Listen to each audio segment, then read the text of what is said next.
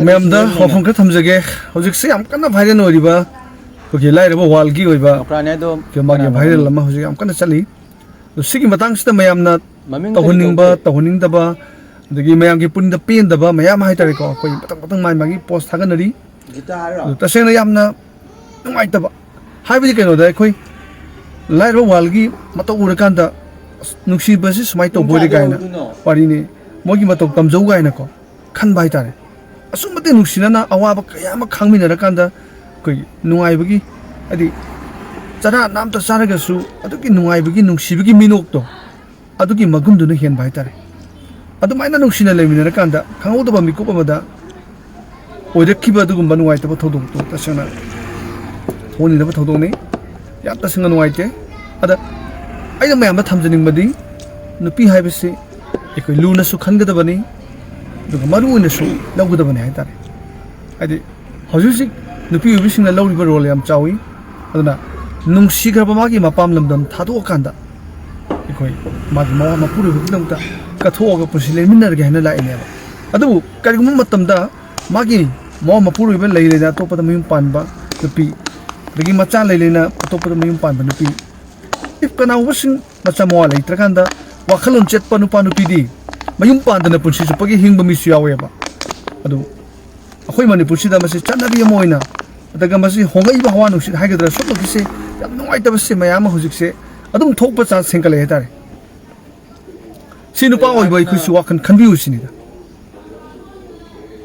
aigi da makta punsi ka thoge haiduna laiba aigi nusigraba aigi nupido madudagi hena atoppa pambagi wakhalolama noi noigi nupa oibising thamoida nupa khodimak nate ko nupa khodimak nate nupa kar bakhai laiba adu sugumbagi wakhalonse khalaningda baita adaga si mangalna sumaina tawuse tasinga nuaite mabani na leiramiba mabani gi punsidugi wari waminaba nuaire nuaibinaba chana ta charagasu yamna nuksinana nuaina लेमिनबगी मतौदि हम कलक्चब हाइतारे अदु ngasidi adu punmakse tayunare na ichaladugi laibukta karamba haitare ko adu dagi hena thamoi sokpa magi nupana atopa nupi ama pusilakpa lawai bese nupi dugi thamoi da kari madu nupa sungai re magi kwai dagi hena nuksi jaba मागी थमोय चंगा नुक्सिजबा लैदिबगी नुपिसिना आइगी पुनसिगी खोंगलोइनी अदा अवा पुमिनगदमनि गायना खनबा नुपा मयाम थमोय चेतपा मयाम लैदबा नते सुमाइना लैबसिंगसे मागी नुपिदुना अतोपा नुपादा दुमाइना मागी वाखल दु फाथबा ngमदबा नतगना if मागी पुनिंग वाखल लांगबन मरमरकांदा दगे अहेनबा पामन मरमरकांदा चटखिदबा सुनतेबा अदुकांदा नुपासिंदुगी थमोयदसु करि फारुंगनी अदुना मागी लपचत साजत हाइबसे कोई खुदिमक असी सेमतों मिनगदबने नुपी खुदिमक सिंगोइगी चलनी चानी चेनी खन भाई ताने अदुना तसेना यामना नुंगाइतना इन वीडियो से सेमजबनी अदुना तसेना सुमाइना लाइरबा वालसे अखोइगी मणिपुर गी हाइतारे को हाइदि माबु मसा खंगदबा माबु सपोर्ट तौदबा लैतबने हाइतारे अदगी मागी पेसिदा फ्लावर तौरिबा फ्लावर मेमसे माबु नुंसिबगिदमक्ता मखोइगिदमक्ता मतिंग पांगिनि हाइतारे अदुबु हाइजनिंगबदी सुगुमाइना थोइबा थौदोकसे अखोइगी मणिपुरदा यामना तोइना तौबदों तौइ अदा नुपीबुसु लुना खनबियु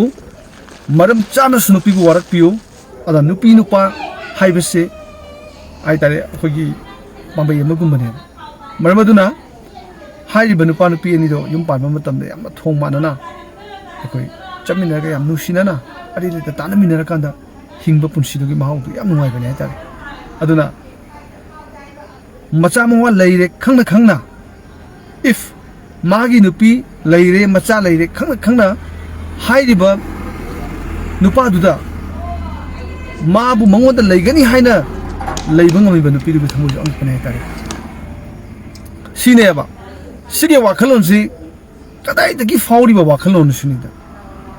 ꯑꯗꯨꯒꯤ ꯅꯨꯄꯤꯗꯨꯅ ꯐꯥꯎꯔꯤꯕ ꯃꯉꯣꯟꯗ ꯉꯁꯥꯏꯒꯤ ꯃꯉꯥꯜꯒꯤ ꯃꯥꯒꯤ ꯂꯥꯏꯐ ꯎꯔꯤꯕꯅꯤ ꯃꯉꯥꯜꯅ ꯍꯤꯡꯉꯤꯕ ꯃꯥꯒꯤ ꯃꯑꯣꯡ ꯃꯇꯧ ꯅꯨꯡꯉꯥꯏ ꯑꯗꯨꯕꯨ ꯃꯤꯒꯤ ꯂꯩꯖꯔꯤꯕ ꯈꯨꯗꯤꯡꯃꯛꯁꯤꯡꯗꯨ ꯂꯣꯏꯅ ꯀꯥꯏꯍꯟꯕ ꯂꯣꯏꯅ ꯇꯥꯛꯍꯟꯕꯤꯕ ꯍꯥꯏꯇꯥꯔꯦ ꯑꯗꯨ ꯃꯁꯤ नुपा नुपी अनिमक तो मरा ले भाई तारीको अदु सिंगना थमोइदा नुवाइतबगिनी मसी इफ कनागु अमता बोतमना हाइबनते तसिंगा सेमटोक निंगबा नुवाइतब थोदो खोइ मणिपुरदा थोइबो मयामसे खलुरकांदा पीबा मागी मसादुगी वाखलोंदा करि वरंगनी यामु याम सदिमन वरंगनी पिको मसाजुना खलंग वाखलोंदा खल्लोबा दे सोसाइटी से करि वरे कने खोइ अदुना आई वीडियो से सादरु सुनजगे ꯑꯩꯒꯤ ꯑꯣꯏꯕ ꯋꯥꯈꯜꯂꯣꯟꯁꯤꯕꯨ ꯌꯥꯕꯤꯅꯤꯡꯕ ꯁꯄꯣꯔꯠ ꯇꯧꯕꯤꯅꯤꯡꯕꯁꯤꯡ ꯀꯥꯡꯕꯨꯅ ꯈꯨꯗꯤꯡꯃꯛꯅ ꯂꯥꯏꯛ ꯁꯤꯌꯔ ꯀꯃꯦꯟ ꯄꯤꯕꯤꯔꯒ ꯁꯖꯦꯁꯟ ꯇꯧꯃꯤꯟꯅꯕꯒꯤ ꯌꯥꯕꯒꯤ ꯇꯥꯟꯖꯥꯗꯣ ꯂꯧꯃꯤꯟꯅꯁꯤ ꯑꯐꯕ ꯈꯨꯟꯅꯥꯏ ꯑꯃ ꯑꯣꯏꯅ ꯍꯣꯠꯅꯕꯗ ꯑꯩꯈꯣꯏ ꯈꯨꯗꯤꯡꯃꯛꯇꯒꯤ ꯑꯅꯧꯕ ꯈꯨꯟꯅꯥꯏ ꯑꯃꯒꯤꯗꯃꯛꯇ ꯑꯩꯈꯣꯏ ꯁꯦꯝꯗꯣꯛꯃꯤꯟꯅꯕ ꯆꯪꯏ ꯄꯨꯝꯅꯃꯛꯄꯨ ꯈꯨꯔꯨꯝꯖꯔꯤ